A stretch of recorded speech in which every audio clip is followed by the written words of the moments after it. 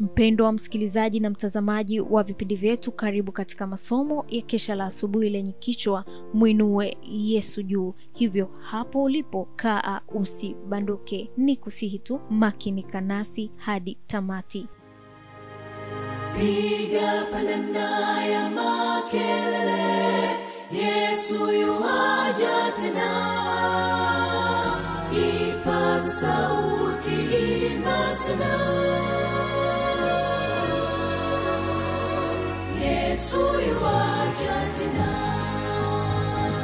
Anakuja, anakuja. Yesu yuaja tena.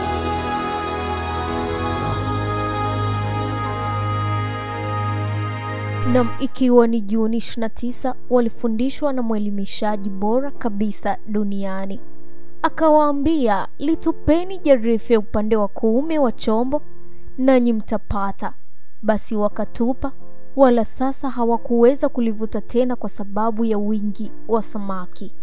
Yohana 21:6. Tuombe. Asante Baba kwa asubuhi njema. Tunapojifunza maandiko yako, tuongoze kupitia jina lako Yesu Kristo. Amina. Wanafunzi 7 walifuatana. Walikuwa wamevaa mavazi ya kawaida tu ya wavuvi. Walikuwa maskini wa utajiri wa dunia hii, lakini walikuwa matajiri katika maarifa ya ukweli ambayo mbele za mbingu yaliwapatia cheo cha juu sana kama walimu. Hawakuwa wanafunzi katika shule za manabii, lakini kwa muda wa miaka 3 walikuwa wamefundishwa na mwelimishaji bora kabisa ambaye ulimwengu ulikuwa haujapata kumwona. Chini ya uongozi wake walikuwa wameinuliwa wenye uwezo na waliotakaswa, mawakala ambao kwao wanadamu wataongozwa kupata maarifa ya ile kweli. Jioni hiyo ilikuwa nzuri, na Petro ambaye bado alikuwa anapenda sana mashua na hamu ya kuvua, alipendekeza kuwa waende baharini wakavue kidogo. Katika mpango huu wote walikuwa tayari kujiunga.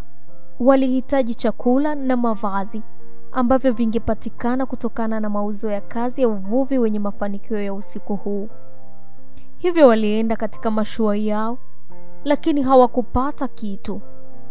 Usiku kucha walisumbuka bila mafanikio. Katika saa hizo zenye kuchosha, waliongea juu ya kutokuwepo kwa Bwana wao, na wakakumbuka matukio ya ajabu yaliyowashuhudia katika huduma yake kando kando ya bahari.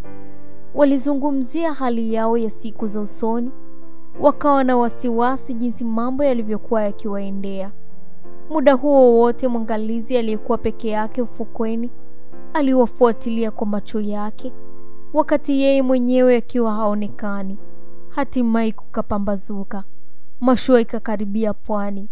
Wanafunzi wakaona mgeni amesimama pwani, ambaye aliwasemesha kwa kuwauliza, wanangu, mna kitoweo?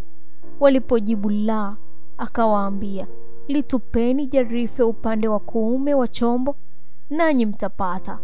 Basi wakatupa, wala sasa hawakuweza kulivuta tena kwa sababu ya wingi wa samaki. Yohana akamtambua mtu yule na akamwambia Petro, ndiye Bwana.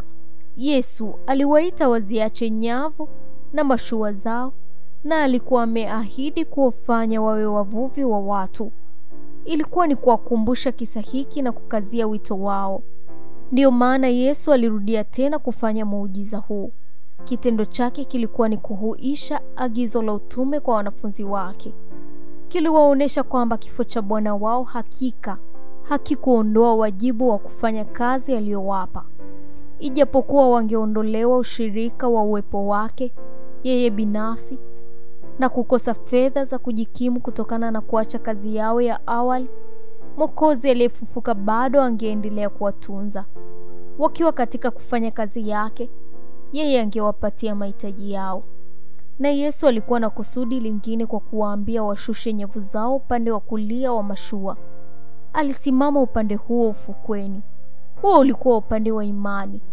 Kama wangefanya kazi pamoja naye, uweza wake wa uungu kiungana na jitihada za kibinadamu, wasingeshindwa kufaulu. Utasoma Tumaini la Vizazi Vyote sehemu ya 2 ukurasa wa 420 hadi 422. Huu ni mwisho wa somo letu la Juni 29, walifundishwa na mwelimishaji bora kabisa duniani. Tuombe. Asante Baba kwa somo hili zuri. Tunajikabidhi kwako.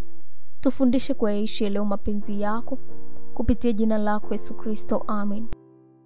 Barikiwa nami mwaka 2025 katika masomo haya. Anakuja, Yesu yu